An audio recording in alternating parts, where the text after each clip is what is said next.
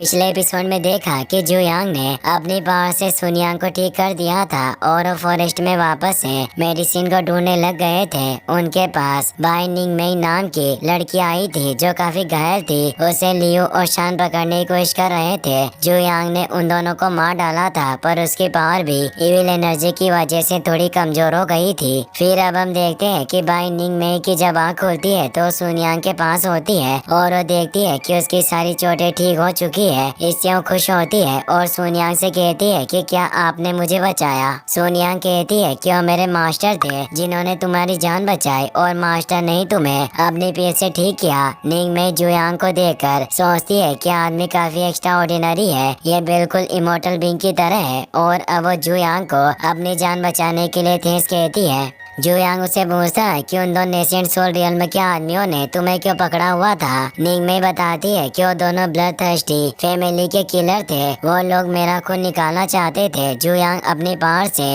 निंग में की बॉडी को चेक करता है जिससे उसे पता चलता है कि निंग में यांग ब्लड है। सुन यांग पूछती है कि मास्टर आखिर इसके ब्लड में ऐसा क्या है जो लोग इसके पीछे थे। जू यांग उसे बताता है कि इस लड़की के पास यांग ब्लड है और ये ब्लड बहुत ही रेयर होता है और मुझे लगता है कि वो लोग इस यांग ब्लड का इस्तेमाल करके ये डेमन सील को स्ट्रॉन्ग करना चाहते थे। तभी वहाँ वो दोनों गोल्डन कोर रियल्म के प्रैक्टिशनर भी आ जाते हैं जिनकी भी जान जू यांग ने बचाई थी। इसीलिए उसके लिए 100 मीटर के दायरे में मौजूद सभी स्पिरिचुअल मेडिसिन को लेकर आ गए थे और उन्हें जू यांग को दे देते हैं। जू यांग कहता है कि तुमने बहुत अच्छा काम किया और उन्हें गिफ्ट के तौर पर 2 पिल दे देता है। वो उस पिल को देखकर खुश हो जाते हैं और कहते हैं कि यह 3rd ग्रेड की पिल है। और वो जू यांग से कहते हैं कि अगर आपको और भी स्पिरिचुअल मेडिसिन की जरूरत है तो हम इस पूरे जंगल में उनकी तलाश कर सकते हैं और वहाँ से चले जाते हैं। अब जू यांग सुन यांग और बाई निंग मैन के साथ आगे बढ़ने लगता है। तभी एक डार्क एनर्जी निंग मई की बॉडी में एंटर कर जाती है जिससे उसकी बॉडी में से इविल ऑरा निकलने लगता है। इसका खुद पर कंट्रोल नहीं रहता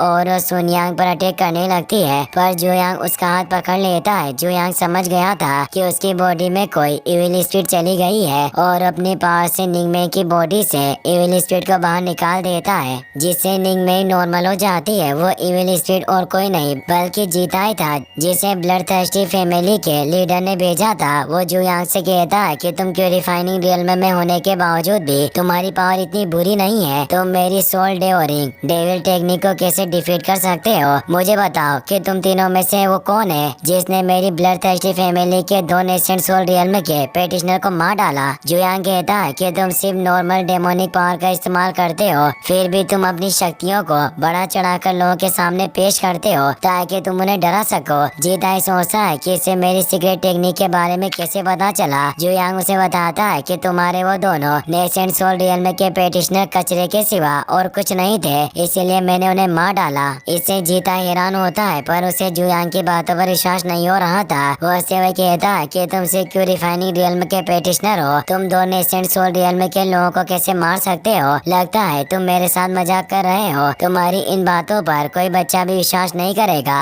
जू यांग कहता है कि बस तुम थोड़ी देर इंतजार करो, कुछ देर बाद तुम मुझसे जान की भीख मांगोगे। जीताई गुस्से में अपनी पावर को एक्टिवेट करने लगता है और कहता है कि तुम वाकई काफी बहादुर हो पर मैं नेसेंट सोल रियल के मिड स्टेज में हूँ। मैं देखना चाहता हूँ कि क्यों रिफाइनिंग रियल के प्रैक्टिशनर के पास कैसी एबिलिटी होती है। और वो अपनी इविल बीटल टेक्निक को एक्टिवेट कर लेता है जिससे वो एक जायंट बीटल में बदल जाता है। निंग मई जू यांग से कहती है कि एल्डर आपको केयरफुल रहना होगा, ये वही डेमोनिक बीस्ट है जिसने मेरे पूरे परिवार को किडनैप किया था। सुन यांग उसे कहती है कि तुम्हें चिंता करने की कोई जरूरत नहीं है, ये एक छोटी सी चीज है और इससे मास्टर को बिल्कुल भी हार्म नहीं पहुंच सकता। निंग मई हैरान होती है और सोचती है कि इतने बड़े बिस्ट को भी छोटा सा क्यों कह रही है। जू यांग सोच रहा था कि मैं इस जीता से कुछ साल पहुंचना चाहता हूँ इसीलिए मैं इसे मार नहीं सकता। मुझे अपनी कितनी % पावर का इस्तेमाल करना होगा जिससे ये जिंदा रहे। वो डेमोनिक बीटल तेजी से जू यांग पर हमला करने आता है। जू यांग अपने फिंगर से उस पर अटैक करता है जिससे उस बिस्ट के 2 टुकड़े हो जाते हैं पर वो बिस्ट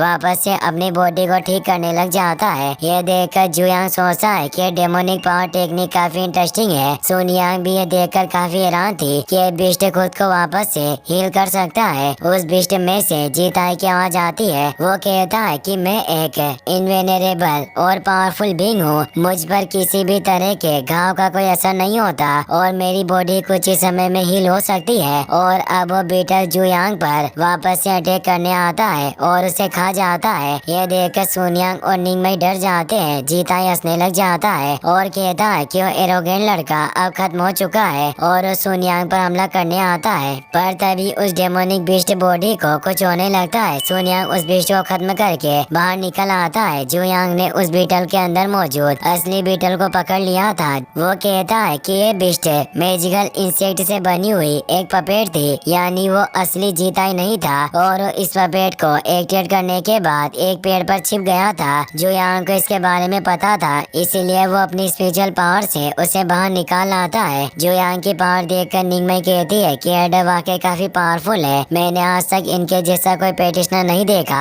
जो नेसेंट सोल रियल्म के लोगों को आसानी से मार सकता हो। जुयांग जीताई से कहता है कि मैं अभी भी तुम्हारे साथ खेलना चाहता हूँ। जीताई सोचता है कि यह आदमी इतना पावरफुल कैसे हो सकता है, मैं इसे हार नहीं मान सकता। लगता है मुझे इससे कॉम्बैट फाइट करनी होगी और अपनी पावर को एक्टिवेट करने लगता है। जुयांग कहता है कि तुम खुद पर डेमोनिक पावर का इस्तेमाल करना चाहते हो। जीताई डेमोनिक पावर की वजह से नेसेंट रियल्म के लेट स्टेज पर पहुंच जाता है, जिससे उसके विंग्स भी एक्टिवेट हो गए थे। जुयांग काफी बोर हो चुका था। वो कहता है कि यह सब काफी बोरिंग है और अब उस पर तेज प्रेशर डालता है, जिससे वहाँ जमीन में एक बड़ा गड्ढा हो जाता है। जुयांग उसे पूछता है कि तुम्हारी ये demonic power technique blood demon technique की बेसिक टेक्निक है, तुम्हें ये टेक्निक किसने सिखाई? जीताई कहता है कि तुम मुझसे इंफॉर्मेशन हासिल करना चाहते हो, पर ऐसा कभी नहीं होगा। जुयांग उस पर फिर से प्रेशर डालता है, जिससे वो पूरा जमीन के अंदर दब जाता है। और अब वो जुयांग को बताता है कि ये डेमोनिक पावर टेक्निक मेरी ब्लड थर्स्टी फैमिली की है और ये टेक्निक हमारी फैमिली में 10,000 सालों पहले ही मौजूद थी। जुयांग उसे पूछता है कि तुम यांग ब्लड वाले लोगों को क्यों पकड़ना चाहते हो, तुम कौन सी सील को स्ट्रॉन्ग करना चाहते हो? जीताई बताता है कि हजारों सालों पहले से ही एक ड्रैगन तियानवु एम्पायर में तबाही मचा रहा था, इसलिए तियानवु एम्पायर के सभी सेक्ट के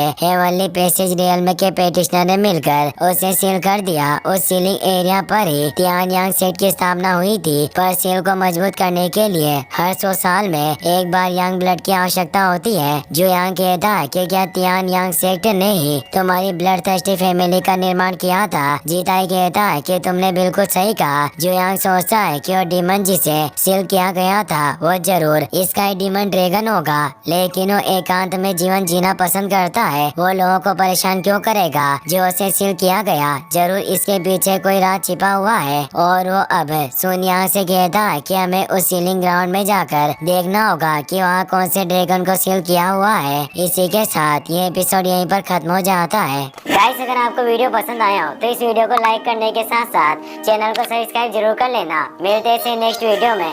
थैंक्स फॉर वॉचिंग।